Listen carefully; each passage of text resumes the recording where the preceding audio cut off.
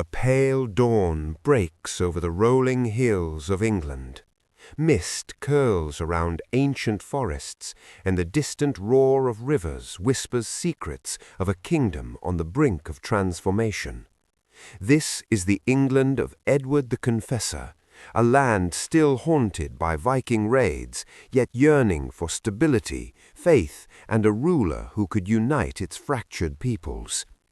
In the shadows of stone monasteries and timbered villages, a boy was born who would grow into a king unlike any other, Edward, a man whose devotion to God was as renowned as the throne he would inherit. His reign would be marked by piety, miracles, and a vision of a kingdom ruled not just by law, but by faith. Yet behind the serenity of prayer and cathedral walls, political storms brewed. Powerful earls, ambitious nobles, and foreign allies watched his every move, ready to seize power when the moment came. Edward's decisions, or his hesitations, would ripple across England, shaping its destiny in ways no one could foresee. This is the story of a saint, a king, and the final days of Anglo-Saxon rule, a tale of devotion, power, and the end of an era. The year is 1003. In the quiet village of Islip, Oxfordshire, a child is born into a world of uncertainty and upheaval. England is a land scarred by Viking raids, its people weary from years of war and shifting kings. Yet within this fragile kingdom, the birth of Edward brings a quiet promise, a hint of a future king whose life would be intertwined with faith, legend, and the destiny of a nation. From his earliest days, Edward was unlike other children. Stories tell of his gentle nature, his curiosity about the world around him, and an innate sense of piety. Even as a boy, he would spend hours in prayer, fascinated by the rituals of the church and the solemn chants echoing through stone chapels. His family, the House of Ethelred, recognized in him a rare devotion, a spark of sanctity that would later define his reign. But Edward's childhood was far from secure. England's political landscape was dangerous, and his family was forced to flee across the Channel to Normandy to escape the relentless threat of Danish invaders. It was here, in exile, that Edward's character was forged. He learned the customs of a foreign court, observed the complexities of power, and developed a resilience that would serve him well in the years to come. Even in a foreign land, tales of young Edward's virtue spread. Nobles and commoners alike marveled at his devotion and wisdom beyond his years. It was here, in these formative moments of displacement and observation, that the legend of Edward the Confessor began, a boy destined to become a saint, a king, and the bridge between England's turbulent past and the uncertain future that awaited. Edward's childhood was shaped not by the quiet safety of his homeland, but by the uncertainty of exile. As Viking threats loomed over England, his family fled across the Channel to the courts of Normandy, leaving behind familiar villages, stone churches, and the land of his birth. For the young prince, exile was both a trial and a lesson, a world of foreign customs, strange languages, and unfamiliar faces. In Normandy, Edward grew up among the nobility, observing the rituals and politics of a court far removed from the turmoil of England. He watched as dukes and counts navigated alliances, rivalries, and betrayals, learning lessons that would later shape his approach to kingship. Despite the grandeur around him, Edward remained humble, devoting hours to prayer and reflection, earning a reputation for piety even in a foreign land. The exile was not merely political, it was a crucible for character. Away from home, Edward developed resilience and patience. He learned to listen, to observe, and to find strength in faith when power seemed distant and fragile. Stories of his early holiness began to circulate even in Normandy as tales of his gentle nature, generosity, and devotion to God spread among those who encountered him. Yet exile also left its mark. Edward longed for England, imagining the rolling hills, forests, and villages he might one day return to. These dreams shaped his vision for a kingdom ruled not by fear or force, but by justice, mercy, and faith. In the quiet hours of his youth, far from home, the foundations of Edward the Confessor's legendary kingship were laid. A man forged in foreign lands, tempered by adversity, and destined to return to a kingdom he would one day seek to unite under God's watchful eye. Normandy was more than a place of refuge for young Edward. It was a school of kingship. Among the stone castles and bustling courts, he absorbed lessons that would shape the man he would become. The duchy was a land of order, strategy, and ceremony, where loyalty and cunning walked hand in hand. It was here, in exile, that Edward learned the delicate balance between faith, diplomacy, and power. The Norman court was alive with culture and ambition. Young Edward observed knights training in the sunlit courtyards, clergy chanting in candlelit chapels, and nobles negotiating alliances over heavy oak tables. Every gesture, every whisper revealed the complexities of governance. He saw how authority was commanded not only through birthright, but through wisdom, foresight, and sometimes restraint. These lessons left a lasting imprint on Edward's character, teaching him that a king's strength could lie as much in patience and counsel as in armies. Normandy also shaped Edward's spiritual vision. The duchy was deeply entwined with the church, and its monasteries and cathedrals reflected a devotion that inspired the young prince. He witnessed the clergy's role in guiding rulers, mediating disputes, and shaping society, an influence that would later define Edward's own reign. Even as Edward grew into his teenage years, the presence of Norman advisors, warriors, and mentors became a part of his identity. Their influence, subtle but persistent, would travel with him back to England, marking his court with a continental perspective. Normandy taught him more than survival in exile. It taught him how to rule with both piety and prudence, how to navigate loyalty and ambition, and how a king might leave a legacy that outlasts his own lifetime. In the quiet reflection of Norman halls, Edward the Confessor was being forged, not just as a prince in exile, but as a future king whose reign would forever bridge two worlds. After years in exile, Edward finally set foot on English soil in 1041. The land of his birth, though familiar in name, had changed. The scars of Viking invasions and the tumultuous reigns of kings past had left England divided and wary. Yet for Edward, the return was more than a homecoming. It was the beginning of a destiny that would intertwine faith, kingship, and the fate of a nation. Edward arrived not as a conqueror, but as a patient observer.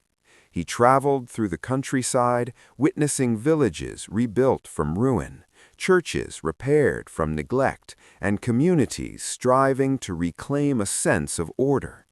The people, aware of the prince who had grown up in Normandy, watched him closely, curious about the man who embodied both foreign experience and the blood of English royalty.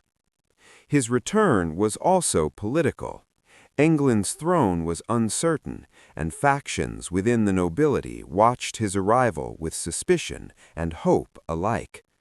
Edward understood the delicate balance he would need to maintain between asserting authority and fostering unity. The lessons learned in exile, patience, diplomacy, and reliance on counsel would serve him well as he navigated a kingdom wary of outsiders and divided by competing loyalties. Yet Edward's heart remained anchored in faith. Even amidst the political uncertainty, he devoted himself to prayer, reflection, and acts of charity. Monasteries welcomed him, offering guidance and support, and the seeds of his later vision, a reign shaped by devotion, justice, and moral authority, began to take root.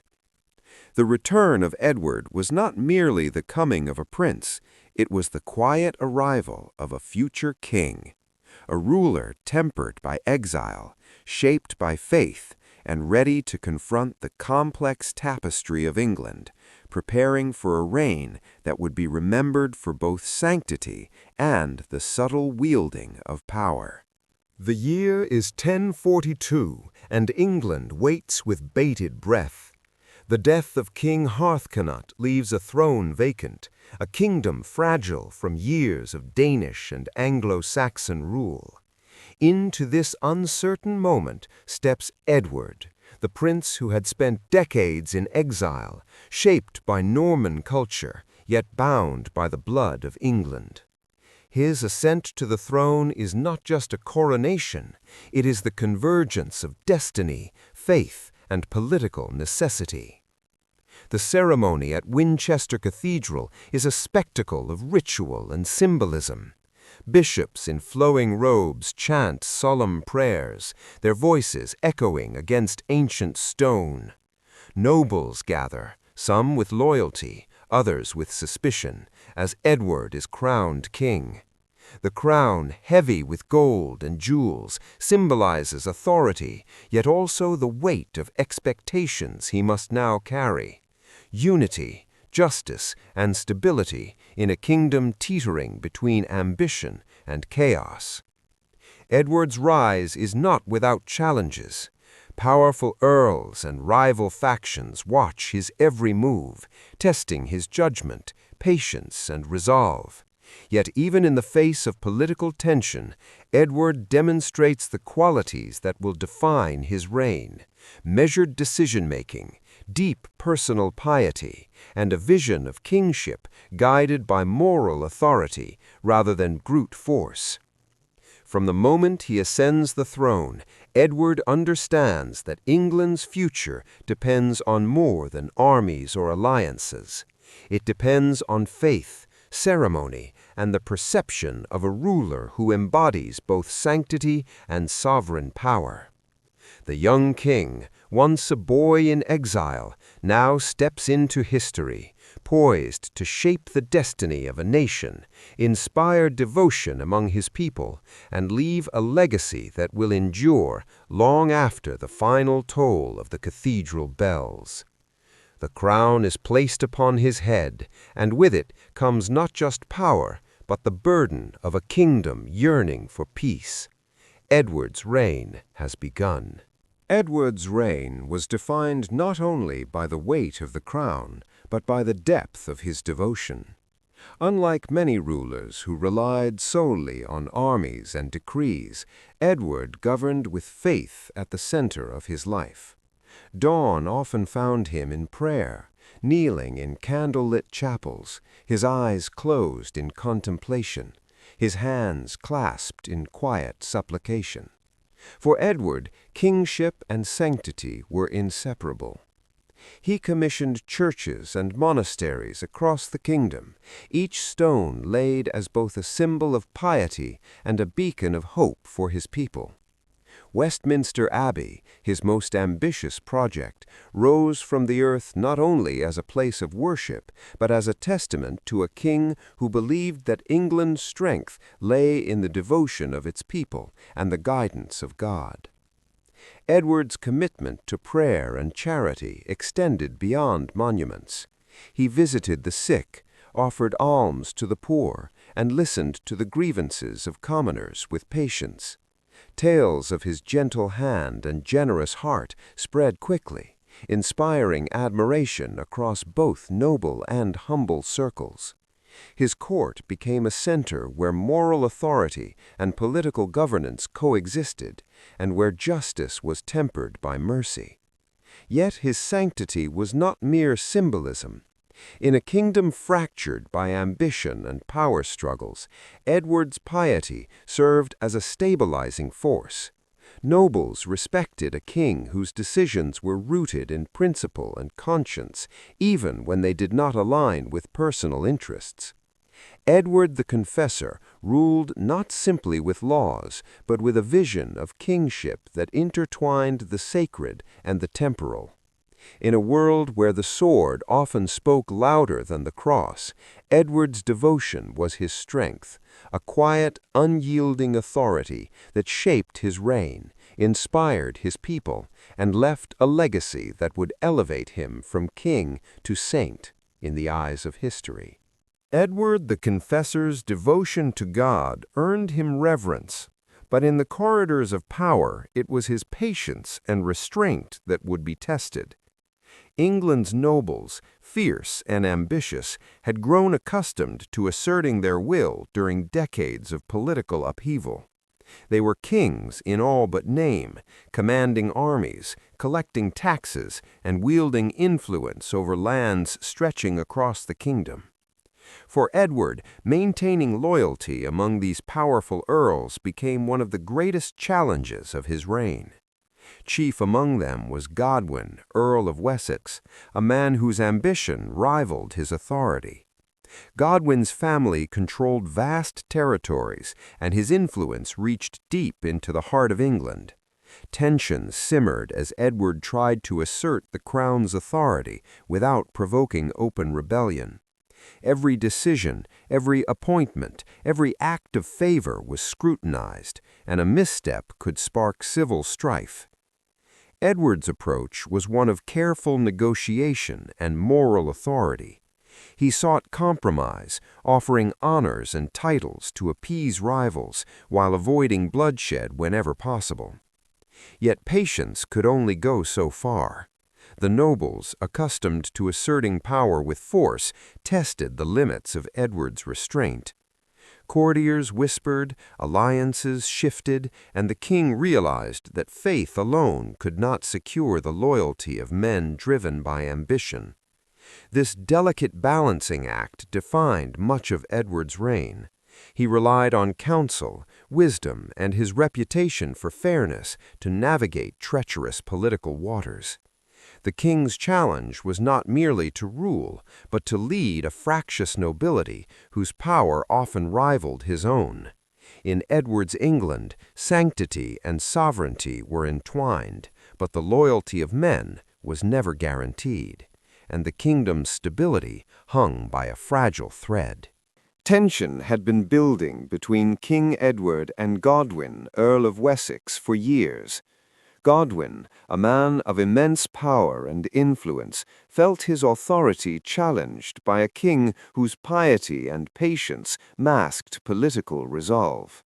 The breaking point came in 1051, when Edward demanded that Godwin punish his own son for an act of violence in Dover. Godwin hesitated, and the king saw this as open defiance.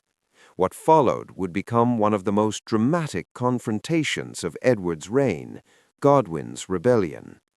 The kingdom held its breath as nobles and commoners alike awaited the outcome. Godwin marshaled his forces, rallying his family and loyal supporters, their banners snapping in the wind. Meanwhile, Edward relied on moral authority and alliances with other earls, his own army far smaller but determined. The air was thick with tension, the threat of civil war looming over England. Edward's calm and measured approach was both his strength and his risk. He refused to strike first, instead issuing ultimatums and attempting negotiation. The king's emphasis on counsel, justice, and restraint was in stark contrast to Godwin's readiness to wield force. Weeks passed, with the nation teetering on the edge of conflict. In the end, the rebellion forced a temporary exile of Godwin and his family. Edward's authority, though shaken, was affirmed, but the episode exposed the limits of his power. Even a king revered for holiness could not fully control men whose ambition rivaled his own. The rebellion marked a turning point. Edward realized that his vision of a kingdom guided by faith and justice required careful balancing with the raw realities of noble power. The echoes of Godwin's defiance would resonate for years, shaping the fragile political landscape that Edward would navigate until his death and setting the stage for the turbulent succession crises to come. In the aftermath of rebellion, Edward made a decisive yet calculated move, the exile of Godwin and his powerful family. It was a choice that showcased the king's moral authority, but also highlighted the precariousness of his reign. The Godwins had been the most influential family in England, their reach stretching across vast lands, controlling armies and commanding loyalty from countless subjects. To remove them, even temporarily, was a bold assertion of royal power. Word of the exile spread quickly across the kingdom. Villagers whispered in market squares, nobles murmured behind closed doors, and clerics debated the moral and political implications of the king's decision. The streets of London and Winchester were heavy with tension, for while Edward acted with justice, the absence of Godwin's men left a palpable void in the balance of power. The Godwins themselves departed in solemn procession, their banners furled, ships cutting through gray waters toward Normandy. Pride and anger mixed with uncertainty as they left the land they had long dominated. Yet exile also offered them reflection. Far from home, they would plot their return, understanding that Edward's authority, though strong, was not unassailable. For Edward, the exile was a moment of both triumph and vulnerability. He had asserted the crown's supremacy, but at a cost. The kingdom's most powerful nobles were abroad, their eyes on revenge, their ambitions undimmed. The king's piety and commitment to justice guided his decisions, yet he knew that power in England was as much about loyalty and force as it was about moral right. The exile of the Godwins was more than a punishment, it was a test. Edward had shown resolve, but the delicate dance between king and noble had only just begun, and the shadow of future conflict loomed over England. The year was 1052. And the tension that had gripped England for months was about to reach a breaking point. Godwin and his family, exiled just a year before for defying King Edward, returned to the shores of England with an army and an unwavering determination to reclaim their power. The air was thick with uncertainty, and the kingdom held its breath. Would the conflict erupt into civil war? Or would Edward's wisdom and authority prevail? Godwin's ships cut through the gray waters of the Channel, banners snapping in the wind, a visible symbol of power returning to the land. The Earl had marshaled his allies, reminding England that loyalty to family and ambition often outweighed loyalty to the crown.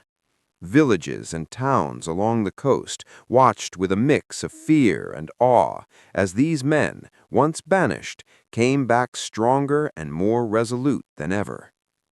Edward faced a crucial choice. He could confront them with force, risking bloodshed and division, or he could seek a path of reconciliation.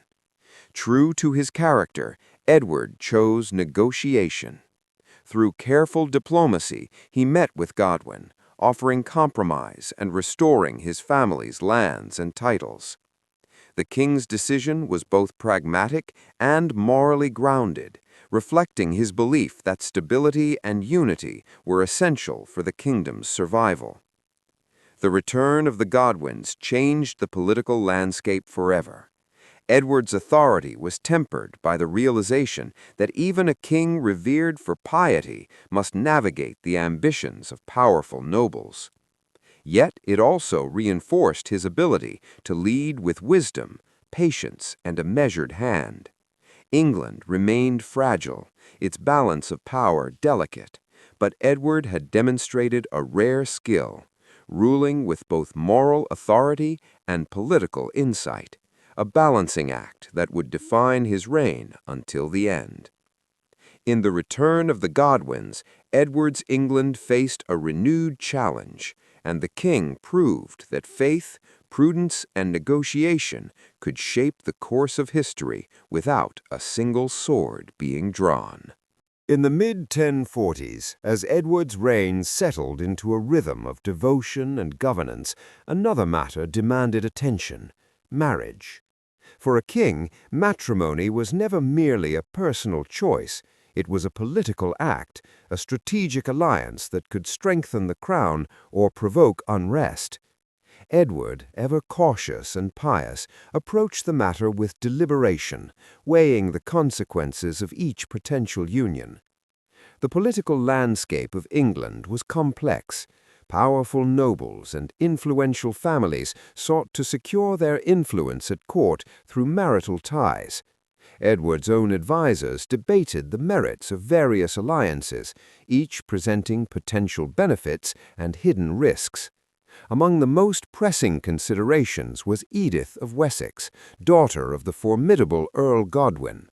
Marrying her would reconcile tensions with the Godwin family, restore balance among the earls, and strengthen Edward's position in a kingdom still scarred by political turmoil. Yet Edward's piety complicated matters.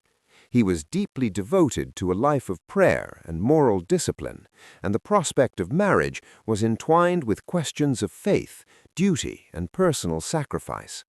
The king sought counsel from clergy and advisers, weighing not only political expediency but spiritual propriety. The negotiations unfolded carefully, with subtle diplomacy, discreet meetings, and exchanges of gifts that spoke volumes without words. Ultimately, Edward agreed to marry Edith, forging a union that balanced politics with prudence. Their marriage, though at times distant due to Edward's religious devotion, represented a calculated step toward stabilizing the kingdom. It was a reflection of Edward's approach to rulership, measured, moral, and strategic, blending spiritual conviction with the intricate demands of power. Through marriage negotiations, Edward demonstrated that even in matters of the heart, the crown's duty and the kingdom's stability guided his decisions, shaping both his reign and the delicate balance of England's fragile political landscape. Edward the Confessor's devotion to God was not confined to private prayer or personal acts of charity. It manifested in stone and timber, in the sacred spaces that would shape the spiritual life of England for generations. From the earliest years of his reign, Edward dedicated himself to the construction and restoration of churches and monasteries, leaving a lasting imprint on the kingdom's landscape and the faith of its people. Monks and masons worked side by side, laying foundations for new sanctuaries and repairing those ravaged by war and neglect. Each stone, each carved arch was a testament to Edward's vision, a kingdom united under God, where the spiritual and temporal realms intertwined. Among his most ambitious projects was Westminster Abbey, a monumental undertaking that symbolized both devotion and authority. The rising walls of the abbey reflected not only Edward's piety, but his belief in the Church as a stabilizing force in governance, a moral compass guiding both king and subject. Edward's patronage extended beyond architecture. Monasteries became centers of learning, charity, and spiritual guidance. He encouraged the clergy to minister to the poor, to educate the young, and to maintain records that would preserve England's history. These institutions strengthened the moral fabric of the kingdom, while subtly reinforcing royal influence, demonstrating Edward's understanding that faith and leadership were inseparable. Through church and monastery building, Edward shaped a visible legacy that would endure long after his death. Each consecrated hall and chapel told a story of devotion, discipline, and the king's desire to create a realm guided by divine principles. In these sacred spaces, the people of England witnessed the fusion of sanctity and sovereignty, and Edward's vision of a faithful, unified kingdom began to take tangible form, stone by stone, prayer by prayer. Edward the Confessor's reign was marked not only by politics and power, but by ritual, a disciplined rhythm that intertwined faith, duty, and kingship. Each day began before dawn, the quiet halls of his palace echoing with the soft shuffle of attendants and the distant toll of bells. Edward would kneel in prayer, his eyes closed, hands clasped, invoking divine guidance for a kingdom still fragile from years of conflict and uncertainty. His rituals were more than private devotion. They set the tone for the court, a reminder to nobles and courtiers that the king's authority flowed not only from lineage, but from moral and spiritual conviction. Morning prayers, readings from sacred texts, and attendance at Mass punctuated the day, blending governance with sanctity. Even meals followed strict patterns, often preceded or followed by prayer, demonstrating Edward's belief that every act of kingship was inseparable from God's will. Edward's presence at religious ceremonies was both a spiritual and political act. He attended consecrations, blessed churches, and offered guidance to clergy, reinforcing the bond between crown and church.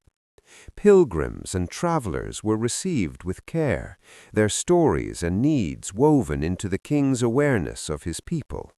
These rituals, though repetitive, reflected a deliberate discipline, a way for Edward to embody the principles of justice, mercy, and piety that he hoped would guide England. Yet ritual was also personal. Edward spent quiet moments in reflection, meditating on the responsibilities of the throne, contemplating justice, and considering the kingdom's future. In the cadence of these daily practices, Edward's sanctity and sovereignty were inseparable. The king's rituals were a living testament to a reign defined by devotion, demonstrating that in Edward's England, faith was not a private matter. It was the foundation of authority, the heartbeat of the crown, and the guiding light of a nation seeking stability.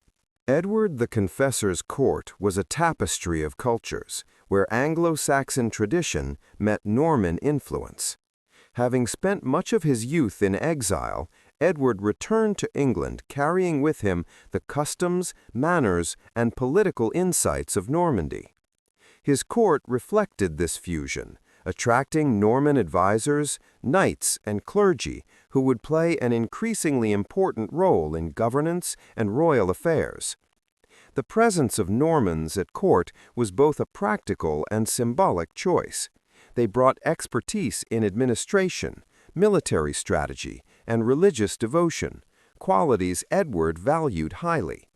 Yet their growing influence stirred unease among the native English nobles. Whispers spread through hallways and corridors of power.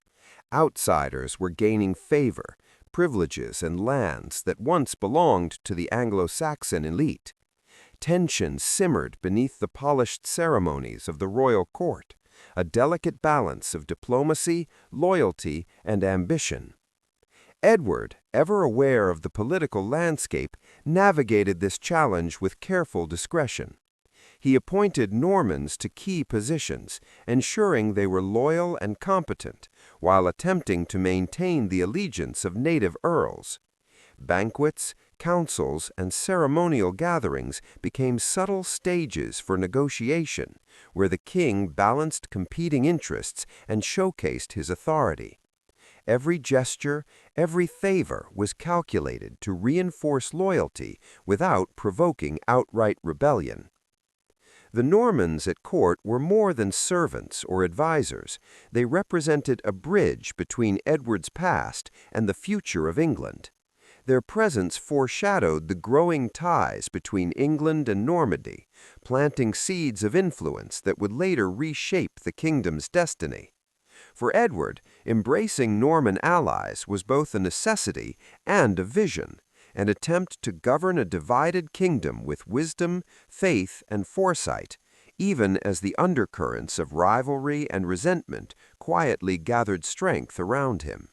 The corridors of Edward the Confessor's court were alive with whispers, subtle gestures, and calculated glances. Power in England was never absolute. Even a king revered for piety had to navigate the treacherous currents of ambition, loyalty, and rivalry. Nobles maneuvered like chess pieces, forming alliances, plotting in shadows, and testing the king's judgment at every opportunity. In Edward's court, political intrigue was as constant and invisible as the walls that surrounded the royal hall. Courtiers exchanged coded words over candle-lit banquets, their conversations layered with meaning. Alliances were made and broken with a handshake or a furtive glance. The king's Norman advisors, loyal yet foreign, carefully observed the interplay of native earls, weighing each noble's strength, ambition, and potential threat. Edward, trained in the subtle politics of Normandy during his years in exile, understood that open confrontation could be disastrous. Instead, he relied on wisdom, observation, and moral authority to maintain balance. The stakes were enormous. One misstep could ignite rebellion, disrupt governance, or weaken alliances essential to the kingdom's stability. Every decision, appointments, marriages, or grants of land carried hidden consequences. Edward often spent nights in reflection, consulting trusted clergy and advisors, weighing the moral implications of his choices against the political reality he faced. Yet Edward's political acumen was tempered by his devotion. He sought not to dominate through fear, but to govern with justice, integrity, and foresight. His ability to navigate the dangerous interplay of loyalty and ambition, to reward merit while curbing excess, defined his reign. In this court of intrigue where ambition collided with principle, Edward the Confessor walked a narrow path, a king whose faith guided his judgment and whose understanding of human ambition ensured that England, though fragile, remained united under his careful hand. England in the early 11th century bore the deep scars of Viking raids and settlements. Long before Edward the Confessor took the throne, waves of Scandinavian invaders had swept across the land, leaving destruction, fear, and cultural change in their wake.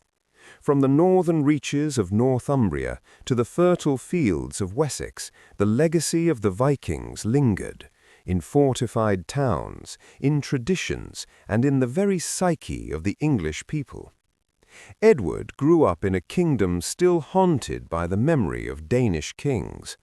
The rule of Canute the Great and his successors had fused Anglo-Saxon and Scandinavian cultures, creating a complex political and social landscape.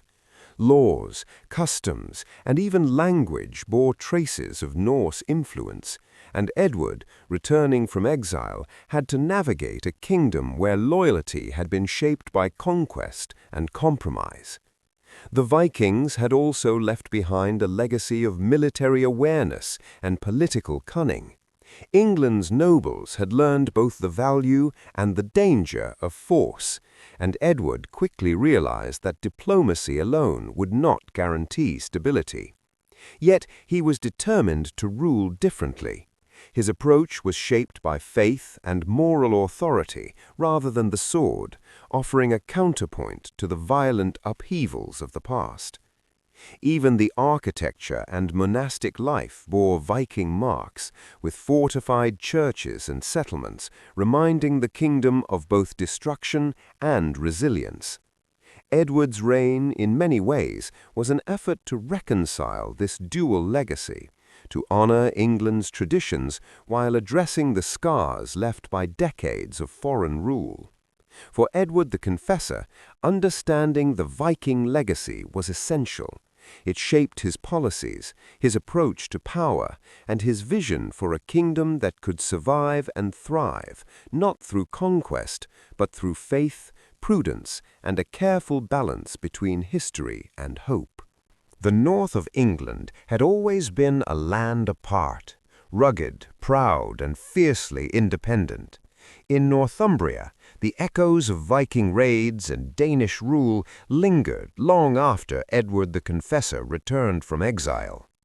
Here, loyalty to the crown was fragile, and the earls wielded authority as if they were kings in their own right. For Edward, governing the north was a delicate and urgent challenge. Reports of unrest reached the royal court. Disputes over taxes, rivalries between local lords, and occasional uprisings threatened the fragile unity of England. Edward understood that brute force alone could not secure Northumbria. He needed a combination of diplomacy, strategic appointments, and moral authority. His advisors debated the best course of action, weighing the risks of military intervention against the potential consequences of allowing the North to act unchecked. Edward sent trusted envoys and loyal officials to negotiate with the Northumbrian earls. He emphasized justice, fairness, and the sanctity of the crown, appealing to their sense of duty while subtly reminding them of his authority. The king also balanced this with measured shows of force, soldiers stationed strategically, not as an occupation, but as a reminder of royal presence. Throughout this delicate process, Edward demonstrated patience and prudence. He listened, observed, and acted only when necessary, carefully avoiding rash decisions that could spark rebellion. The Northumbrian challenge tested his political skill, revealing the limits of piety in a land governed as much by power and ambition as by faith. Ultimately, Edward's strategy held, at least temporarily. Northumbria remained part of his kingdom, its earls cautious but loyal. The episode reinforced a central truth of his reign. England was a tapestry of cultures, loyalties, and histories, and a wise king had to navigate each with both firmness and conscience, balancing authority with the moral weight of kingship.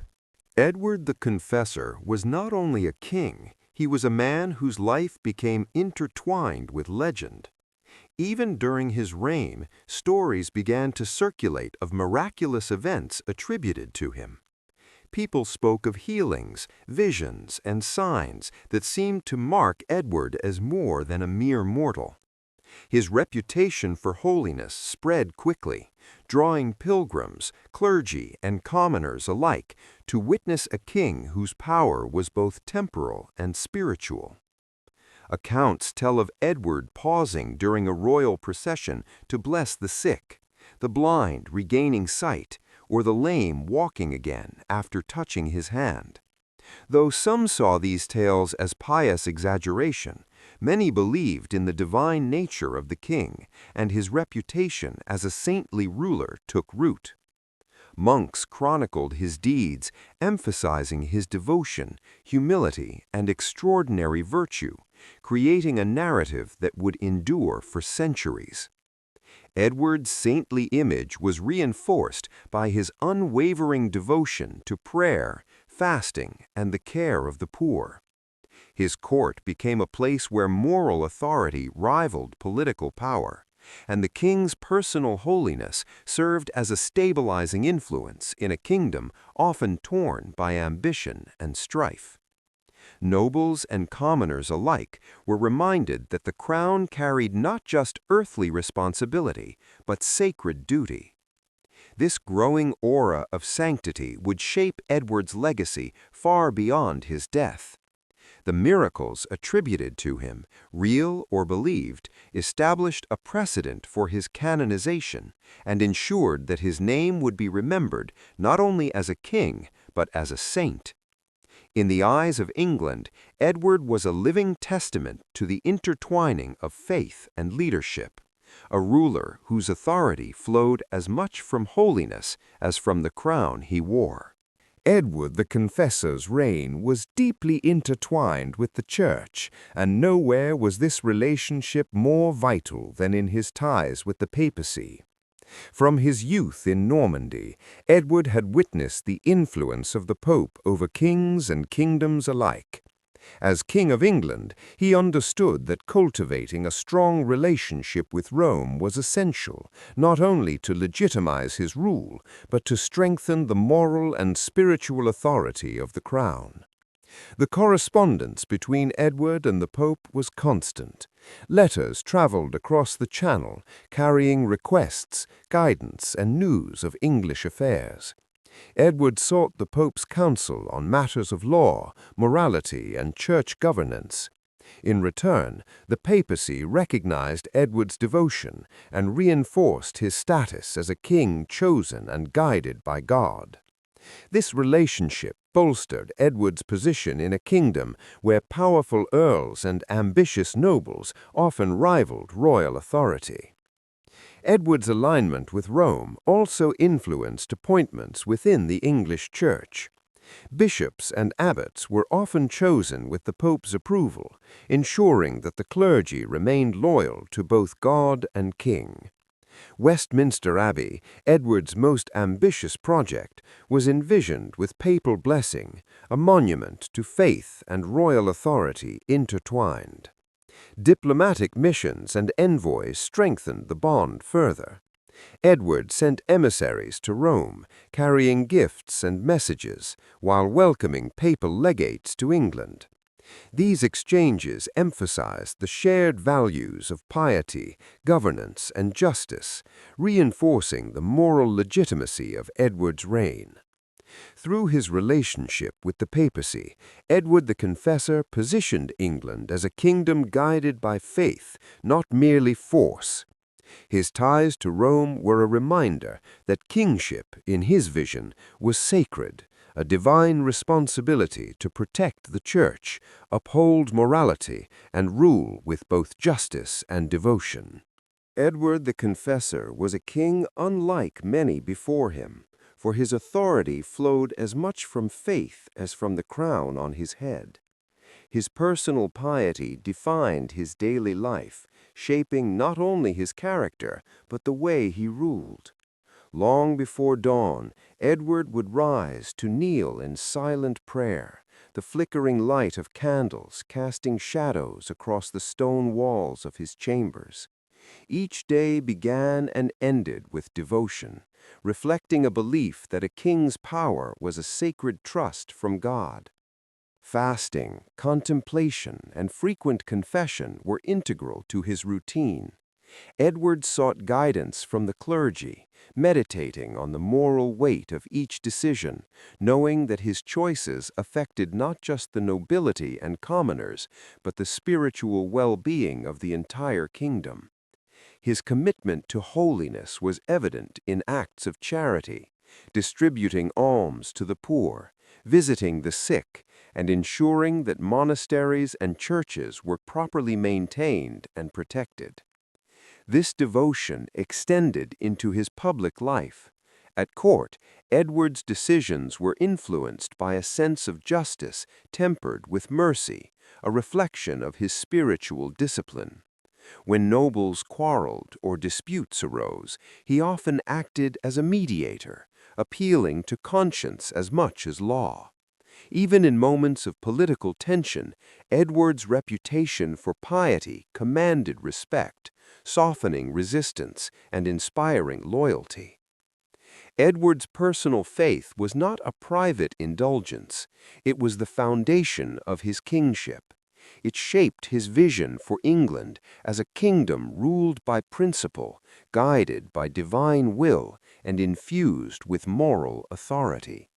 In every prayer, every act of charity, and every contemplative hour, Edward the Confessor revealed the essence of a ruler whose legacy would endure not only as a king, but as a saint, bridging the earthly and the divine in his reign. Edward the Confessor's court was a stage where power, faith, and ceremony intertwined in every gesture. Within the grand halls of his palaces, nobles and clerics moved in a delicate choreography, each action signaling loyalty, ambition, or subtle dissent. Here, the kingdom's political and spiritual life converged, and every feast, council, and procession carried meaning far beyond the surface. Banquets were more than meals. They were displays of wealth, diplomacy, and hierarchy. Long tables groaned under platters of roasted meats and fresh bread, while the clinking of goblets punctuated murmured conversations. Courtiers whispered about alliances, marriages, and lands, each word a calculated maneuver. Edward, seated at the head of the hall, embodied the balance between authority and decorum. He listened carefully, offered judgments with measured grace, and allowed the ritual of court life to reinforce the legitimacy of his reign. Ceremonial occasions were even more elaborate. Coronations, religious observances, and the presentation of ambassadors were infused with symbolism.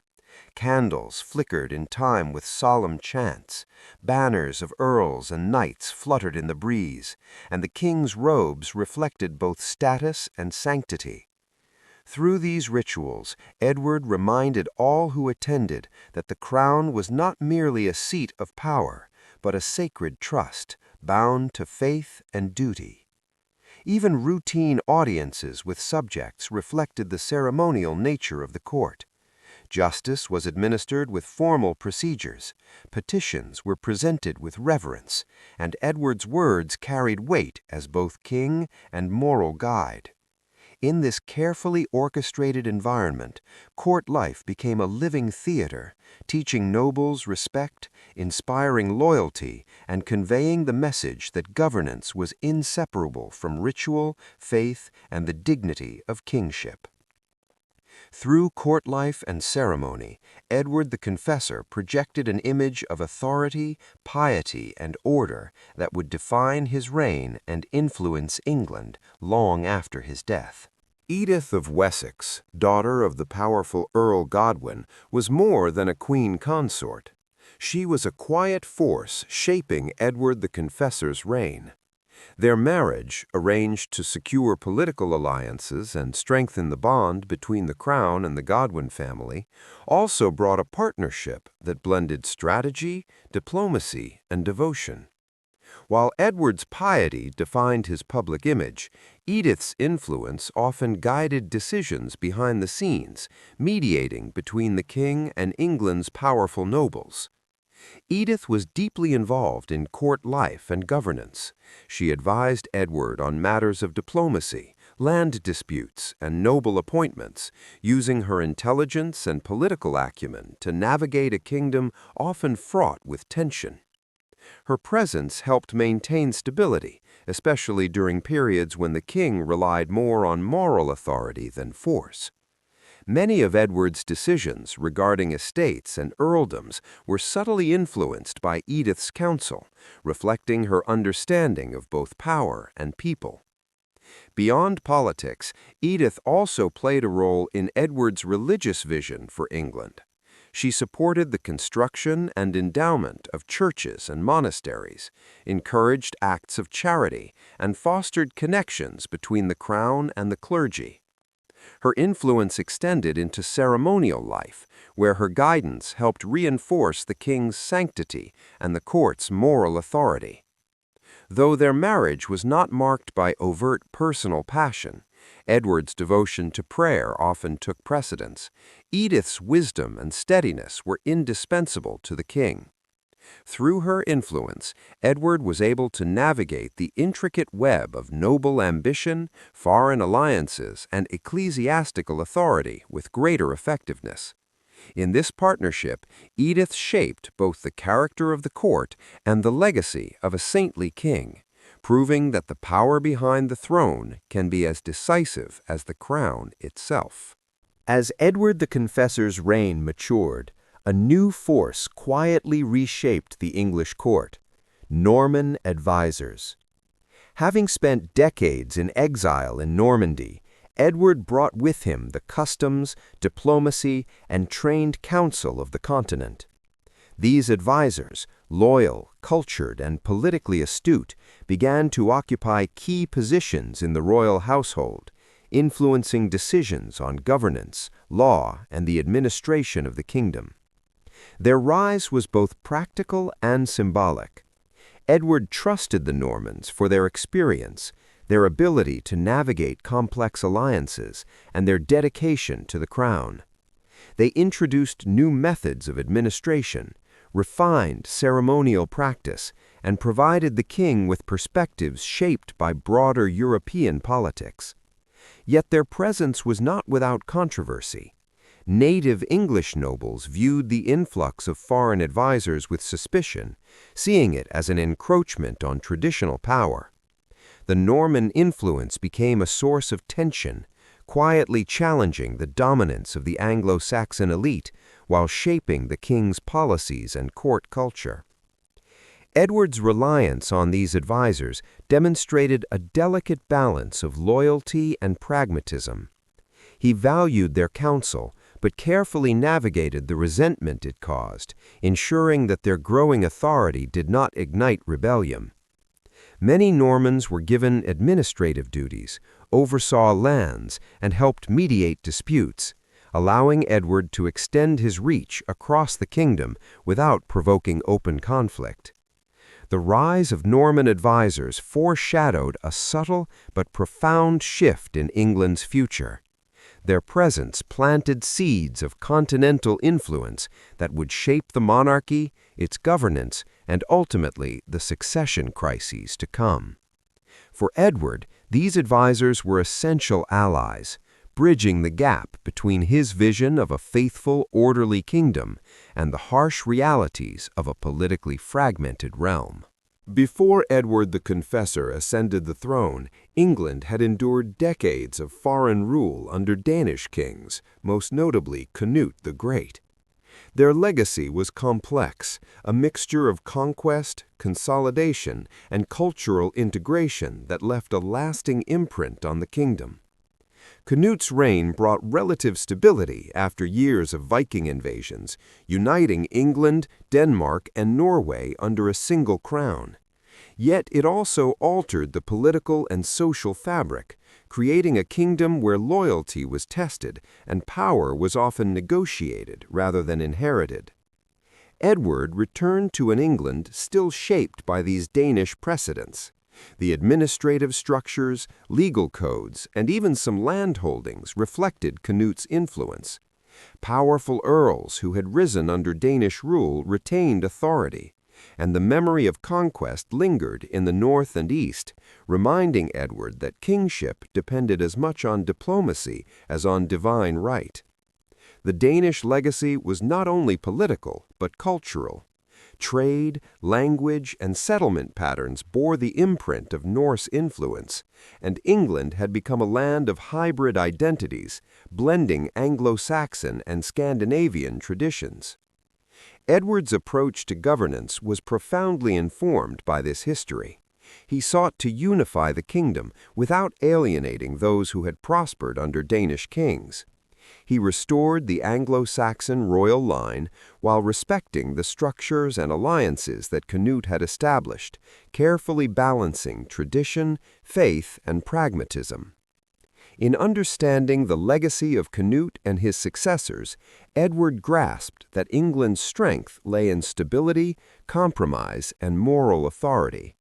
The Danish kings had left a kingdom tempered by conquest, and it was Edward's task to transform that inheritance into a realm guided not only by power, but by piety, justice, and the promise of continuity for future generations. Edward the Confessor was revered for his piety, his moral authority, and his vision of a just and faithful England. Yet beneath the saintly veneer lay political vulnerabilities that would shape the challenges of his reign. Unlike many of his predecessors, Edward lacked a commanding military presence and the forceful personality often necessary to dominate the powerful earls and ambitious nobles of England. His reliance on moral authority and diplomacy, while admirable, sometimes left him exposed in a kingdom where ambition often trumped principle. Edward's deep devotion to faith, while earning respect, could also delay decisive action. In moments of rebellion or dispute, he preferred counsel, negotiation, and careful reflection over immediate enforcement. This patience, while morally guided, occasionally allowed rival factions to consolidate power or test the limits of his authority. Figures like Earl Godwin and his family were both allies and latent threats, their ambitions constantly shaping the political landscape. The king's reliance on Norman advisers further complicated matters. While they brought knowledge, loyalty, and administrative skill, their influence created resentment among native English nobles, widening divisions at court.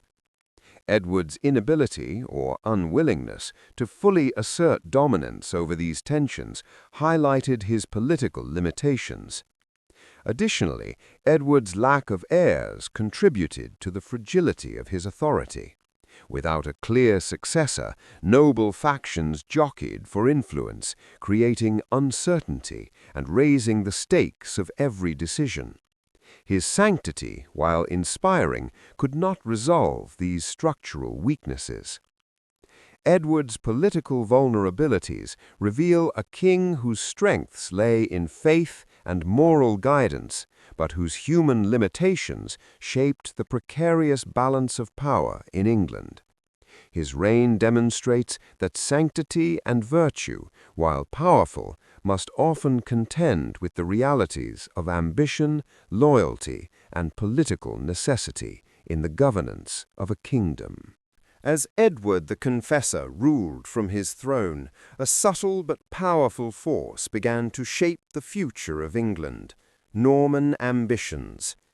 Having spent much of his youth in Normandy, Edward brought with him a network of loyal Norman allies and advisers, whose presence at court would gradually influence policy, appointments, and the culture of governance. Their ambitions were not hidden. They sought lands, positions, and favor, quietly extending Norman influence in a kingdom still rooted in Anglo-Saxon traditions. The rise of Norman influence stirred unease among England's native nobility. Earls and local lords, who had long held power in the north, east, and Midlands, viewed these foreigners with suspicion. Each Norman appointment, each grant of land became a point of tension. Whispers spread in the halls of the great houses, questioning the king's judgment and the place of outsiders in England's governance. Edward, aware of these dynamics, balanced diplomacy with prudence. He relied on Norman counsel for administration, legal matters, and military advice, recognizing their expertise and loyalty. At the same time, he had to manage resentment among Anglo-Saxon nobles to prevent outright rebellion. It was a delicate dance, one requiring tact, patience, and a subtle assertion of royal authority that blended moral weight with political foresight. The ambitions of the Normans would have consequences beyond Edward's reign. By embedding loyal allies in key positions, they laid the groundwork for a shift in England's power structure, influencing succession and governance. The seeds of the Norman presence, planted under Edward's careful guidance, would later flourish into both opportunity and conflict, forever shaping the destiny of the English crown. In Edward's court, the ambitions of outsiders were quietly rewriting the rules of power, setting the stage for a kingdom poised between continuity and transformation. Edward the Confessor's reign was distinguished by a remarkable devotion to the Church, not only as a spiritual guide, but as a cornerstone of governance. Royal patronage became one of the defining features of his kingship, reflecting both his personal piety and his understanding of the Church's vital role in maintaining stability, morality, and loyalty across the kingdom. From the earliest years of his rule, Edward invested in the construction, repair, and endowment of churches and monasteries. Monastic communities flourished under his protection, receiving lands, wealth, and privileges that allowed them to grow as centers of learning, worship, and charity. Westminster Abbey, perhaps his most enduring legacy, symbolized this fusion of faith and authority. Every stone, every arch, every consecrated chapel spoke to a king who understood that spiritual influence strengthened temporal power. Edward's patronage extended beyond architecture. He supported clergy education, encouraged the translation and preservation of sacred texts, and ensured that religious leaders could mediate disputes and guide communities in moral and legal matters. By intertwining the crown with the Church, Edward reinforced his moral authority and created a network of allies whose loyalty was rooted not in ambition, but in faith. This relationship was mutually reinforcing. The Church benefited from royal protection and resources, while Edward's image as a pious and just ruler was amplified through ceremonial presence, blessings, and visible acts of generosity. His patronage sent a clear message. Kingship was a divine trust, and the crown's duty was inseparable from the promotion of faith, justice, and social cohesion. Through royal patronage, Edward the Confessor solidified the spiritual and political fabric of England, leaving a legacy in which devotion, governance, and cultural growth were inseparable, and where the crown became a beacon of moral and religious authority for generations to come. Among Edward the Confessor's greatest legacies was the vision and construction of Westminster Abbey, a monument that would endure as both a spiritual center and a symbol of royal authority. From the earliest years of his reign, Edward dreamed of a grand church that could rival the most magnificent religious structures of Europe, a place where faith, kingship, and culture would converge in stone and ritual. Construction began with meticulous planning. Master masons, carpenters, and craftsmen were summoned from across England and Normandy. Foundations were laid with care, each stone a testament to both piety and permanence. The abbey was designed to inspire awe, soaring arches, intricate carvings, and expansive halls that echoed with the prayers of monks and pilgrims alike. It was a place where heaven and earth seemed to meet, reflecting Edward's belief that the king's duty was inseparable from devotion to God. Edward's involvement went beyond ceremonial oversight. He contributed to architectural decisions, supervised the endowment of lands for the abbey, and ensured the clergy who would inhabit it adhered to the highest standards of devotion and discipline. Monks chronicled the process, recording miracles, divine guidance, and signs of sanctity associated with the king's project. Westminster Abbey quickly became a center of learning, worship, and pilgrimage, its influence extending far beyond the walls of London. The construction of Westminster Abbey symbolized more than faith. It embodied Edward's vision of kingship. Here, devotion, authority, and legacy intertwined. Every cornerstone, every consecrated altar reflected a ruler who sought to leave England not only united and just, but sanctified in the eyes of God. Edward the Confessor's Abbey would stand as a lasting testament to a reign defined by holiness, ambition, and the enduring power of architecture to shape both history and spirituality. As Edward the Confessor entered the later years of his reign, a shadow began to creep over the kingdom. The king himself was growing ill. The saintly ruler, whose life had been marked by devotion, prayer, and measured governance, now faced the frailty of the human body. Reports of his declining health spread quietly through the court, sparking both concern and apprehension among nobles, clergy, and commoners alike. Edward's illness was gradual but relentless. He experienced bouts of weakness, fatigue, and pain, each episode a reminder that even a king revered for holiness was not immune to mortality. Physicians and monks tended to him, offering remedies and prayers, while the king continued his devotions, kneeling in prayer and seeking guidance from God in the face of physical decline. His personal piety never wavered, even as his strength diminished, and his presence at court became more symbolic than administrative. The illness had far-reaching consequences for England. With the king's authority visibly weakened, the ambitions of nobles and powerful families intensified. Rivalries simmered beneath the surface, alliances shifted, and the question of succession became urgent. Edward's advisors debated how to maintain order and protect the kingdom from the instability that often accompanied a monarch's failing health. Yet even in illness, Edward's moral and spiritual authority remained unchallenged. His reputation for sanctity inspired loyalty and care, as courtiers and clergy alike worked to ensure his comfort and uphold the dignity of the crown. The king's suffering reminded England that power was temporary, and that even a ruler elevated by faith was subject to the inevitable frailty of life.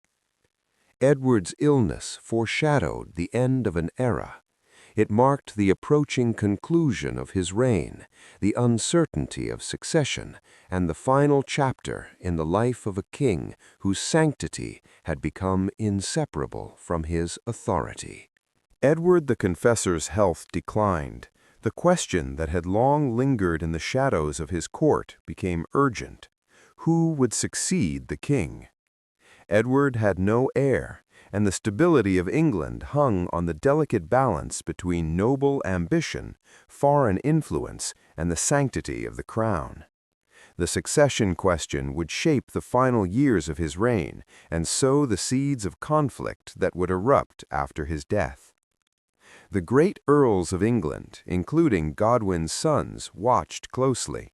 Their loyalty to Edward was tempered by personal ambition, each plotting how they might secure power for themselves or their allies. Meanwhile, Edward's Norman advisors quietly pressed for influence, hoping to secure positions and lands for their compatriots in a kingdom where the king's favor dictated authority. Edward himself understood the stakes. He had long contemplated succession, aware that a disputed transition could fracture the realm. Yet his piety, moral caution, and reliance on counsel often delayed decisive action. Letters and messages were sent to foreign courts, envoys were dispatched, and discussions with the Pope sought divine guidance on the matter. Still, the absence of a clear heir left the kingdom vulnerable to intrigue, rumor, and unrest. The succession question revealed the fragile nature of authority in Edward's England. Even a king revered for holiness and moral integrity could not fully control the ambitions of powerful nobles. His final years were marked by tension, as the court balanced loyalty, fear, and the pressing reality that the crown could not remain unclaimed for long. Ultimately, the uncertainty surrounding succession would define Edward's legacy as much as his piety. The kingdom he had governed with devotion faced a future shaped by competing claims, setting the stage for the dramatic struggle for the throne that would follow his death. In the waning years of Edward the Confessor's reign, the kingdom faced uncertainty. With no clear heir and the king's health in decline, the balance of power among England's powerful nobles became critical. It was in this tense atmosphere that Edward convened a council of nobles, a gathering designed to maintain order, assert royal authority, and navigate the delicate question of succession. The great hall was filled with the kingdom's most influential figures, earls from Wessex, Mercia, and Northumbria, bishops whose spiritual authority carried weight, and Norman advisers whose counsel Edward increasingly relied upon. The air was thick with anticipation and subtle tension. Every glance, every whisper could signal loyalty, dissent, or ambition. Edward, seated at the head of the council, projected calm and moral authority, reminding all present that the crown's duty was inseparable from justice, faith, and the stability of the realm. Discussions ranged from land disputes to military obligations, but the underlying question, who would succeed Edward, dominated the room. Nobles debated quietly, weighing alliances and gauging one another's intentions. Edward listened, offered guidance, and sought to mediate, carefully balancing the competing interests of his powerful subjects. He emphasized unity and loyalty, hoping to prevent factionalism and ensure the kingdom remained intact after his passing. The Council of Nobles was more than a political meeting. It was a demonstration of Edward's leadership style. By convening his earls and advisers, he asserted that governance was a shared responsibility, guided by wisdom and moral authority. Yet the meeting also revealed the fragility of the kingdom, highlighting the ambitions, rivalries, and uncertainties that would erupt into conflict after his death. In this council, Edward displayed both the strength and vulnerability of a king whose reign blended sanctity with diplomacy, authority with negotiation, a delicate balance that defined the final years of England's last Anglo-Saxon king. Edward the Confessor's life drew to a close. The king faced the most profound responsibility of his reign, ensuring the stability of England after his passing. Bedridden and weakened by illness, he summoned his closest advisers, Norman allies, and trusted clerics to his chambers. The atmosphere was solemn, heavy with the knowledge that the decisions made in these final hours could shape the future of the kingdom. Edward's thoughts were dominated by succession. With no children to inherit the throne, the king carefully weighed his options, balancing loyalty, competence, and political necessity. Godwin's sons, powerful and ambitious, were strong contenders, while Norman influence at court pressed for recognition of Edward's longtime allies from across the Channel. The king consulted with the clergy, seeking divine guidance, and spoke in measured words about the need for unity and justice. Every choice was a reflection of his lifelong devotion to moral authority, piety, and the welfare of his people. Edward also considered the fate of his churches, monasteries, and the reforms he had championed. He entrusted the care of sacred institutions to those he believed would uphold their sanctity and continue his vision of a kingdom guided by faith. Lands, privileges, and ceremonial responsibilities were distributed with precision, ensuring that both temporal power and spiritual stewardship were preserved. In his final hours, Edward exemplified the qualities that had defined his reign: wisdom, prudence, and a steadfast commitment to the moral principles that had guided him for decades. Even as his life ebbed, he sought to protect the kingdom, manage ambition, and secure the Church's future. His deathbed decisions were not merely political, they were the culmination of a life devoted to God, justice, and the enduring stability of England. Edward the Confessor passed from this world with a vision for his kingdom carefully entrusted to those he trusted most, leaving a legacy that would resonate for generations. January of 1066 approached, and England held its breath. Edward the Confessor, the saintly king whose life had been devoted to faith, justice, and the delicate art of governance, lay dying. Word of his failing health had already spread through the kingdom, carrying whispers of uncertainty, anticipation, and solemn reflection. The king's death would not only mark the end of a life, but the close of an era, the last chapter of uninterrupted Anglo-Saxon rule. In the quiet chambers of Westminster, Edward's attendants and loyal clergy gathered. Candles flickered, casting a gentle glow upon the king's pale, weary face. Edward's final hours were marked by prayer, reflection, and whispered guidance for those he trusted most. He sought divine forgiveness, offered blessings, and exhorted his subjects to uphold justice and faith even in the turbulence that his passing might bring. Outside, England was tense. Nobles and earls, aware of the fragile succession, quietly plotted and maneuvered. The nation that had looked to Edward for spiritual and temporal guidance now faced uncertainty. Even as his body weakened, Edward's moral authority remained, commanding respect and reverence. Pilgrims and courtiers alike murmured prayers, witnessing the passing of a king whose reputation for holiness had long surpassed earthly power. Edward's death was not sudden, yet it was decisive in its symbolism. The crown, now without a clear heir, became both a prize and a source of tension. England mourned, but the kingdom also braced for the storm of succession disputes, rival claims, and political upheaval that would follow. With the death of Edward the Confessor, England lost a ruler whose sanctity had guided a nation through decades of fragile stability. His passing marked the end of an era, the fading of a moral and spiritual beacon, and the beginning of the turbulent years that would reshape the island forever. With Edward the Confessor's death, England stood at a crossroads. The kingdom mourned its saintly king, yet the pressing question of succession could not wait. Into this void stepped Harold Godwinson, one of the most powerful nobles of the realm, whose influence, ambition, and proximity to the throne made him a natural candidate.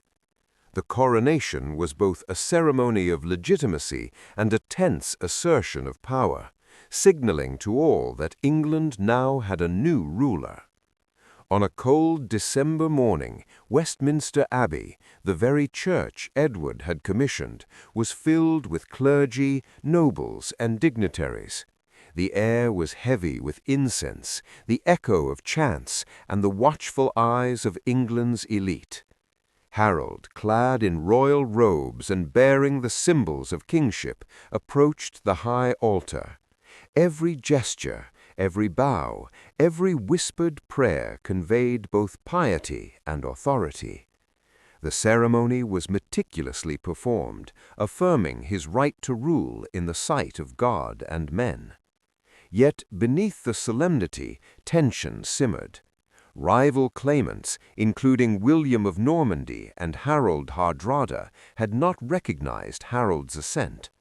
The nobles in attendance balanced loyalty to the crown with caution, aware that the kingdom's fragile unity rested on the legitimacy of this moment. Harold's coronation was not just a religious ritual, it was a political statement, a declaration that England would be governed by its own chosen king, and a warning to those who might contest it. As the archbishop placed the crown upon Harold's head, England entered a new era. The coronation symbolized continuity and authority, yet it also foreshadowed the turbulent months ahead. Harold Godwinson had claimed the crown, but the challenges of succession, foreign ambition, and civil unrest were only beginning. The kingdom's future hung in a delicate balance, defined by a ceremony that was both triumphant and precarious. Even before Edward the Confessor's death, whispers of a Norman claim to the English throne had circulated across the Channel. William, Duke of Normandy, asserted that Edward had promised him succession years earlier during Edward's exile in Normandy. This claim, though distant in geography, carried immense weight, intertwining questions of loyalty, precedent, and divine sanction. For William, it was both a birthright and a duty to assert what he believed was promised by the saintly king himself. Normandy's court buzzed with preparation and strategy. Messengers were sent to England, seeking recognition and alliances. William framed his claim not as conquest, but as fulfillment of a sacred promise, emphasizing his loyalty to Edward and the moral obligation to honor the king's word. Yet for the English, the claim was deeply controversial. Harold Godwinson's coronation had already established a ruler by tradition and immediate consent of the nobles, making Norman assertions a direct challenge to the kingdom's stability. The Norman claim was more than a legal argument. It was a catalyst for future conflict. Political advisors, both Norman and English, debated the potential consequences of ignoring or confronting it. France and other European powers watched closely, aware that the outcome could redefine the balance of power in Western Europe. Every letter, every envoy, every oath taken or broken had the potential to ignite war. For England, the Norman claim cast a long shadow over Harold's reign. It transformed a matter of succession into a question of legitimacy, honor, and international reputation. The stage was set for a confrontation that would not only decide a crown, but reshape the very identity of the kingdom. Edward the Confessor's death had left more than a vacuum. It had unleashed a storm of competing ambitions, with William of Normandy ready to assert a claim that would change history forever. Years after Edward the Confessor's death, his reputation as a saintly king continued to grow. Tales of his piety, miracles, and moral authority had spread throughout England and across Europe. Pilgrims traveled to Westminster Abbey to pray at his tomb, claiming healings and divine visions. The English Church, recognizing the enduring impact of Edward's life, began the formal process of canonization, seeking to honor a king whose reign had been defined by faith, charity, and devotion. In 1161, nearly a century after Edward's passing, Pope Alexander III officially canonized him, elevating the late king to the ranks of saints. The ceremony was a profound affirmation of Edward's sanctity and moral authority, recognizing a ruler whose influence had extended beyond politics into the spiritual life of a nation. Church leaders, nobles, and pilgrims celebrated the moment, acknowledging that Edward's example had become a standard for kingship itself, where holiness and governance were inseparable. The canonization reinforced Edward's legacy in multiple ways. His tomb became a site of veneration, drawing pilgrims from across England and beyond. Miracles attributed to him were recorded in hagiographies, ensuring that future generations would remember not only the king, but the saint. The ceremony also strengthened the connection between the monarchy and the church, highlighting the idea that a ruler's authority was divinely sanctioned and morally accountable. Edward's canonization transformed history into hagiography. He was no longer just the last Anglo-Saxon king of England. He became a spiritual symbol, a ruler whose life exemplified the ideal fusion of faith and leadership. For England, Saint Edward represented continuity, moral integrity, and divine guidance, a lasting reminder that even in the turbulence of succession and conquest, holiness could endure beyond the crown. Long after Edward the Confessor's passing, his memory endured as both king and saint. England remembered him not merely as the last Anglo-Saxon monarch, but as a ruler whose life embodied devotion, moral authority, and justice. Tales of his sanctity, miracles, and wisdom were passed down through generations, embedding Edward into the cultural and spiritual consciousness of the nation. Monks and chroniclers wrote extensively about his reign, recording the acts of piety, the charitable gifts to the poor, and the care he took in administering justice. These stories painted a portrait of a king whose authority was inseparable from his holiness, a ruler who balanced the demands of leadership with the imperatives of faith. His influence extended beyond his lifetime, inspiring both religious devotion and the ideal of righteous kingship.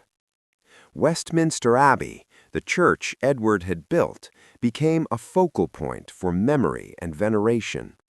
Pilgrims visited his tomb, seeking blessings, healing, or guidance, and the abbey itself became a symbol of continuity, linking England's past with its spiritual future. The annual commemorations of his feast day kept his presence alive, reinforcing the connection between monarchy, church, and nation. Edward's legacy also shaped political memory. Future rulers invoked his example as a standard of moral authority, while chroniclers contrasted his piety with the ambition and turmoil that followed his death. In literature, art, and ecclesiastical tradition, he became the embodiment of an idealized past, a saint-king whose life offered lessons in justice, faith, and responsibility. Through centuries of memory, Edward the Confessor remained a guiding figure, a king who transcended the temporal bounds of his reign. The saintly king lived on not only in history, but in the hearts and minds of a nation, reminding England that true power lies in virtue, devotion, and the enduring resonance of a life well led. Edward the Confessor's reign, though marked by personal piety and saintly devotion, left an indelible political legacy that shaped England long after his death. His governance was defined by a careful balance of moral authority and practical diplomacy, a model for kingship that blended spiritual guidance with worldly responsibility. While Edward lacked a strong military presence, his skillful mediation among powerful earls and his strategic appointments helped maintain stability in a kingdom prone to factionalism and unrest. One of the most significant aspects of Edward's political legacy was his ability to navigate the tensions between Anglo-Saxon traditions and Norman influence. By incorporating Norman advisors into his court, Edward introduced continental administrative practices, legal insight, and diplomatic expertise. Though this stirred resentment among native nobles, it planted the seeds for cross-channel connections that would later play a pivotal role in England's history, culminating in the Norman Conquest. Edward's approach to succession, however, revealed the limitations of his legacy. The absence of a clear heir left the kingdom vulnerable to competing claims, highlighting the delicate balance between moral authority and political necessity. Yet even this challenge underscored Edward's broader contributions. He demonstrated that kingship could be grounded in virtue, consultation, and justice, rather than sheer force. Furthermore, Edward strengthened the relationship between the monarchy and the church, ensuring that governance was intertwined with moral and spiritual authority. This alignment reinforced the crown's legitimacy and established a precedent for future rulers. Ultimately, Edward's political legacy was one of balance between faith and power, diplomacy and tradition, moral authority and practical governance. He left England with a model of kingship that endured in memory and practice, guiding successors and shaping the expectations of monarchy in the centuries that followed. The death of Edward the Confessor in January 1066 marked not just the passing of a king, but the final chapter of Anglo-Saxon England. For centuries, the English monarchy had been shaped by local customs, kinship ties, and the delicate balance between the crown and powerful earls. Edward's reign had embodied both stability and piety, yet his lack of an heir left the kingdom vulnerable to division, ambition, and foreign claims. In the months following his death, the country felt the weight of uncertainty. Noble families maneuvered to secure influence, alliances shifted, and tensions simmered across regions that had long been loyal to the crown. The fragile networks that Edward had maintained through diplomacy and moral authority now threatened to unravel. In the north, earls who had once been pacified by Edward's careful governance watched closely, ready to assert their autonomy. In London and Wessex, political factions debated loyalty and legitimacy, each weighing the claims of Harold Godwinson, William of Normandy, and other potential successors.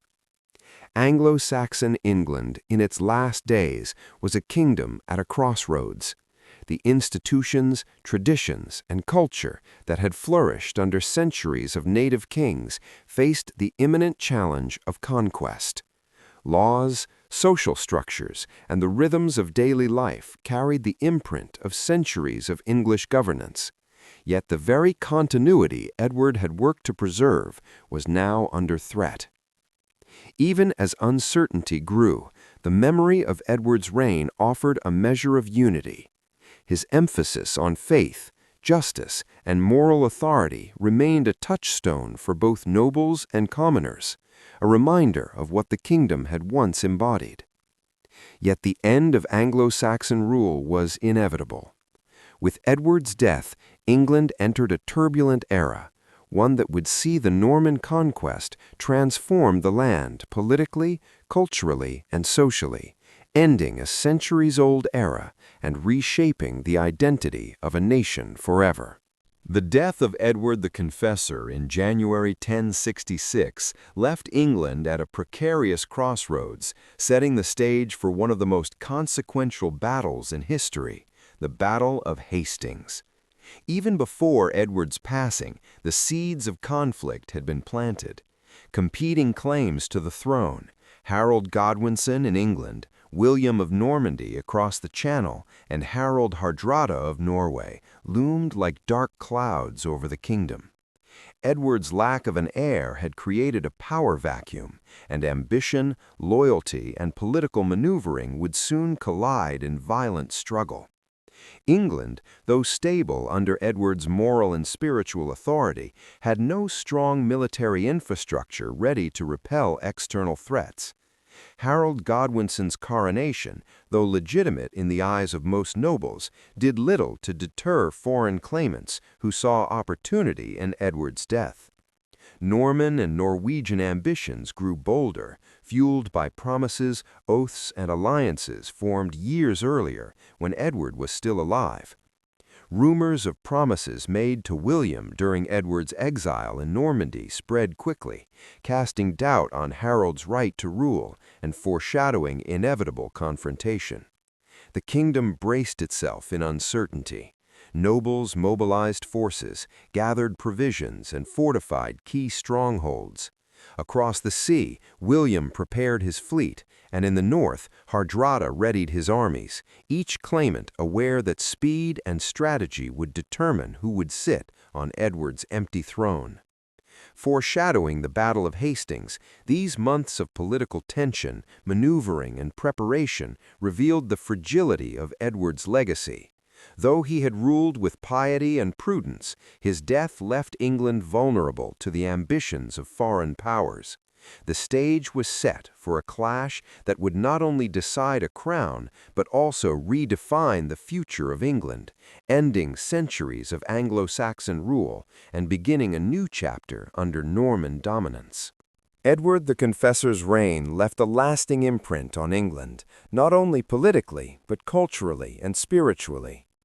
Known for his personal piety and devotion to the Church, Edward helped shape a society where faith, morality, and governance were deeply intertwined. Churches and monasteries flourished under his patronage, becoming centers of learning, art, and community life, preserving both spiritual and cultural traditions that would endure for centuries. Westminster Abbey, his most ambitious project, symbolized this fusion of sacred devotion and royal authority. Its soaring architecture, elaborate chapels, and richly adorned interiors inspired awe, serving as a model for subsequent English ecclesiastical construction. Monks, scholars, and artisans at Edward's court contributed to manuscripts, religious texts, and liturgical practices, promoting a culture of education and artistic achievement grounded in Christian faith. Edward's religious influence extended beyond architecture and scholarship. He encouraged moral conduct, the protection of the poor, and the ethical governance of the kingdom. His canonization reinforced the idea that holiness and kingship could coexist, setting a standard for future rulers. Pilgrimages to his tomb at Westminster Abbey became common, fostering spiritual devotion while strengthening a shared sense of English identity rooted in faith and tradition. Culturally, Edward the Confessor's reign reinforced the integration of Anglo-Saxon and continental influences.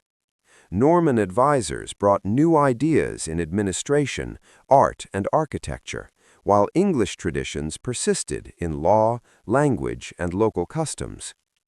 This blending of influences enriched England's heritage, creating a unique cultural tapestry. Ultimately, Edward the Confessor's cultural and religious impact endured far beyond his lifetime. By promoting education, artistic achievement, piety, and moral authority, he helped shape a kingdom where faith and governance were inseparable, leaving a legacy that influenced both the spiritual and cultural life of England long after the end of Anglo-Saxon rule. Westminster Abbey stood as more than a building. It was a living symbol of Edward the Confessor's vision, faith, and authority. Commissioned by Edward himself, the abbey represented the fusion of spirituality and kingship, where devotion, morality, and power converged in stone, glass, and ritual. Every arch, nave, and chapel reflected the saintly king's ambition to create a sacred space that would endure for centuries, inspiring awe and reverence. The abbey was a testament to Edward's commitment to the church and the kingdom. Its construction brought together skilled masons, artisans, and monks, blending Anglo-Saxon craftsmanship with Norman architectural influence. The result was a space that spoke both to God and to the people, reinforcing the idea that the monarchy and faith were inseparable. It was here that kings were crowned, laws proclaimed, and prayers offered, making Westminster Abbey a focal point of English identity and continuity. For the people of England, the abbey symbolized stability and sanctity. Pilgrims traveled from across the realm to pray at Edward's tomb, believing in his saintly intercession. Nobles, courtiers, and clergy recognized the abbey as a center of moral authority, a space where sacred and secular duties intertwined.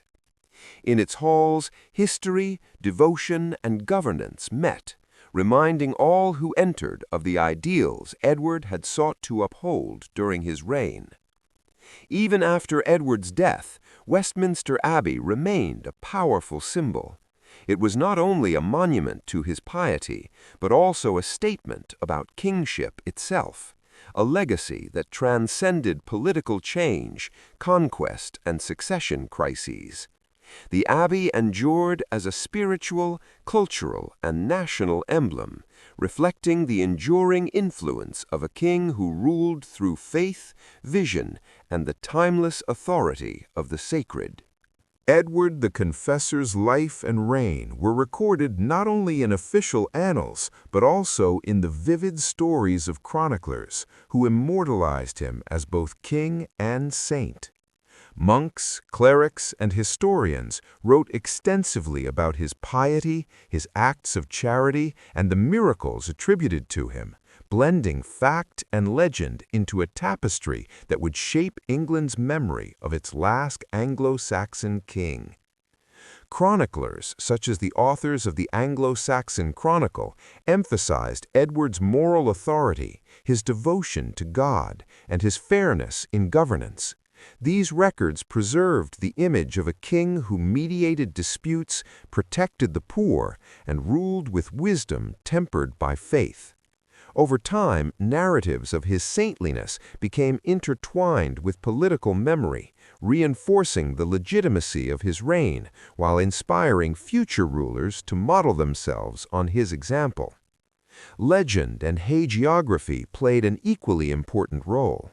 Tales of miracles, healing the sick, protecting the innocent, or performing acts of divine intervention spread across England and Normandy, further elevating Edward's status in both religious and popular imagination.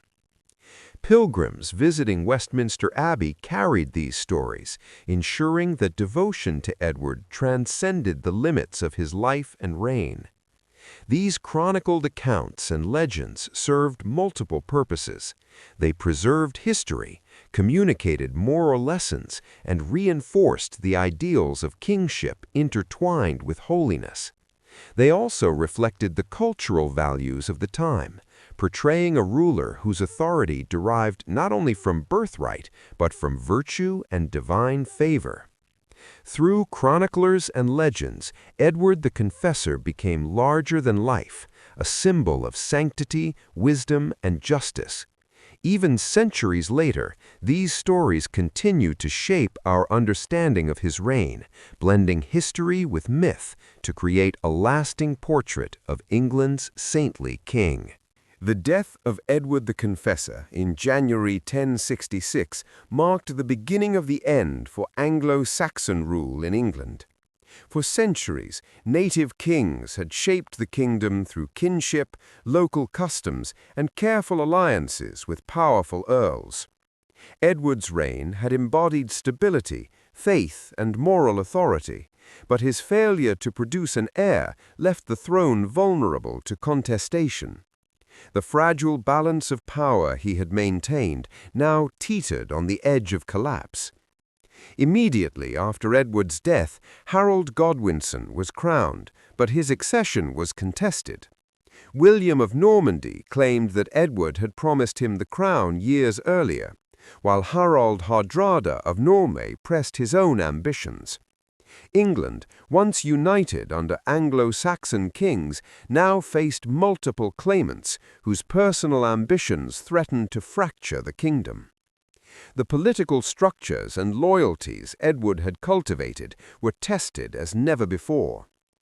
The fall of Anglo-Saxon rule was not sudden. It was the culmination of decades of tension between tradition and the emerging influence of foreign powers.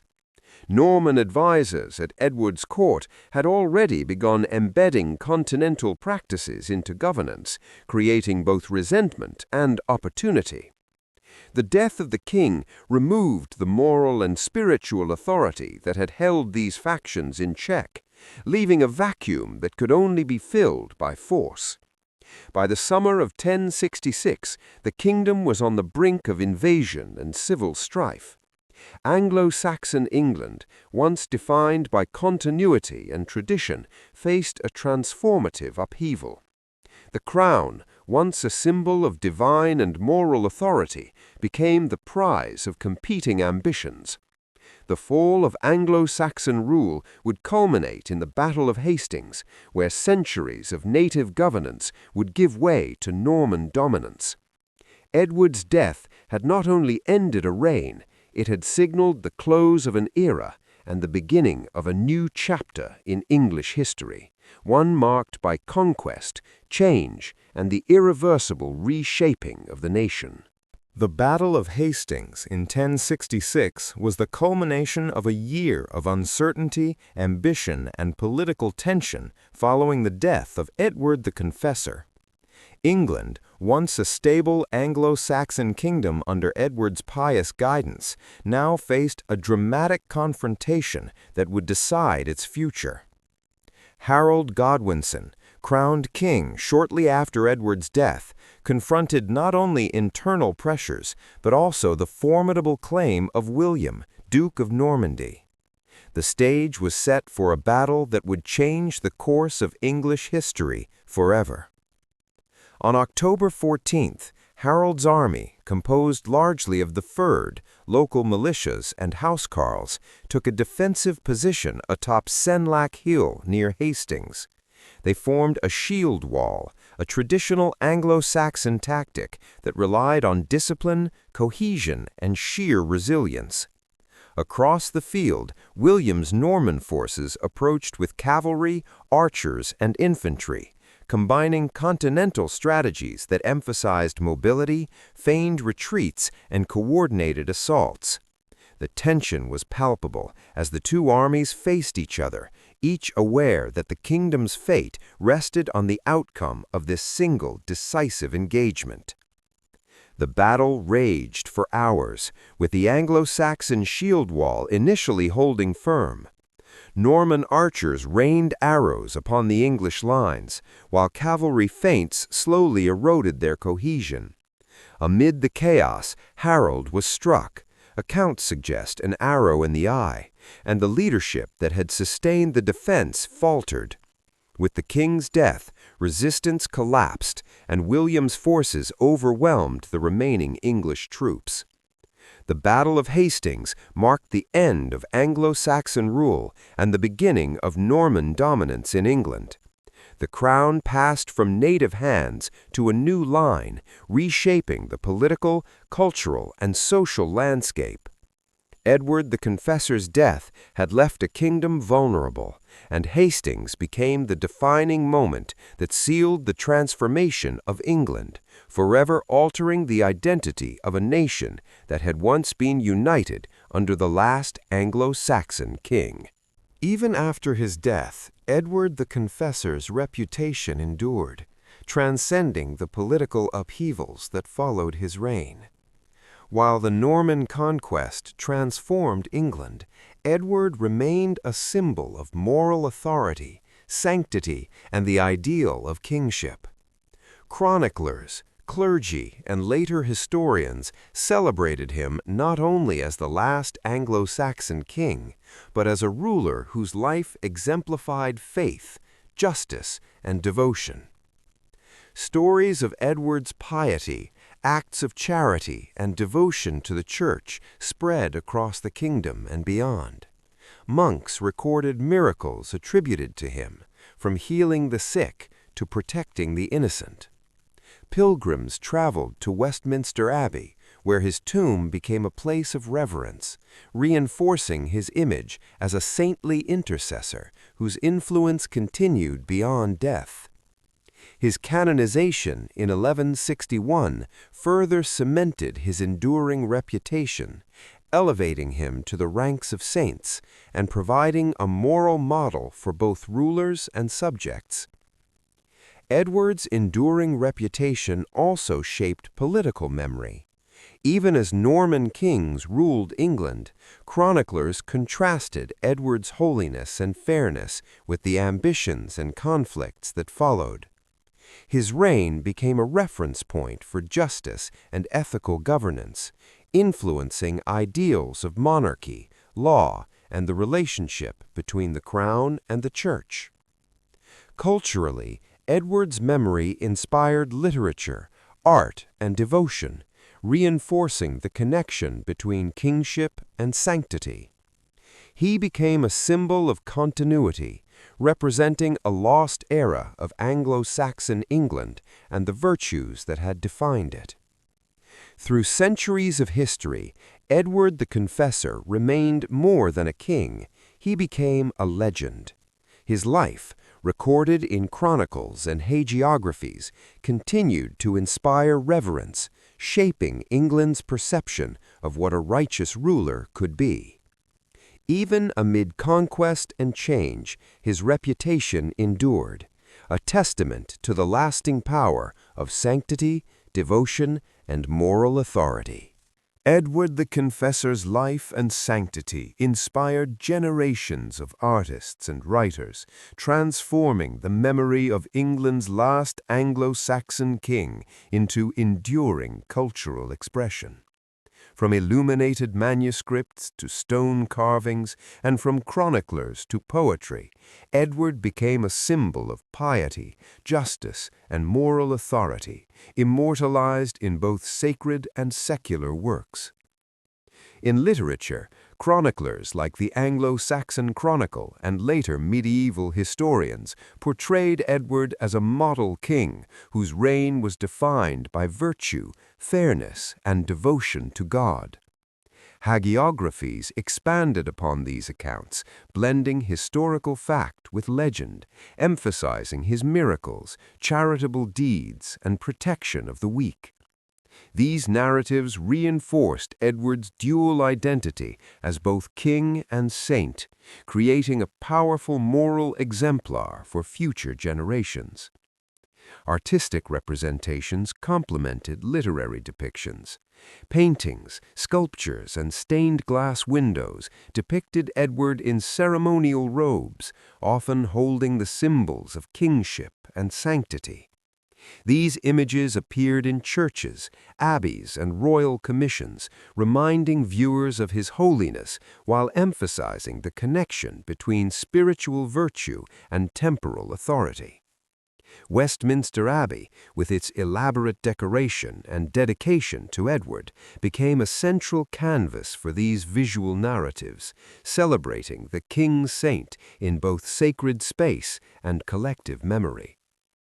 Even in later centuries, Edward's image persisted in literature and art, influencing perceptions of ideal kingship and inspiring writers and historians to explore the intersection of sanctity and governance. His legend became a cultural touchstone, bridging the gap between history, religion, and creative expression. Through art and literature, Edward the Confessor's legacy transcended politics and conquest. He became more than a historical figure. He emerged as a cultural and spiritual icon, a saintly king whose life and deeds continued to shape England's imagination, values, and artistic heritage for generations. Edward the Confessor's reign offers enduring lessons about leadership, faith, and the delicate balance between morality and power. Though he ruled over a kingdom fraught with internal divisions, ambitious nobles, and external threats, Edward demonstrated that personal virtue, devotion, and ethical guidance could leave a lasting mark on both people and history. One of the clearest lessons from Edward's reign is the power of moral authority. Unlike many rulers who relied solely on military strength or intimidation, Edward governed through piety, fairness, and the respect he commanded. His dedication to justice and careful mediation among powerful earls helped maintain stability in a kingdom that might otherwise have been torn apart by ambition and rivalry.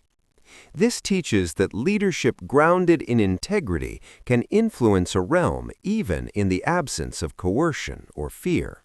Edward's devotion to the Church also offers insight into the role of institutions in sustaining a kingdom.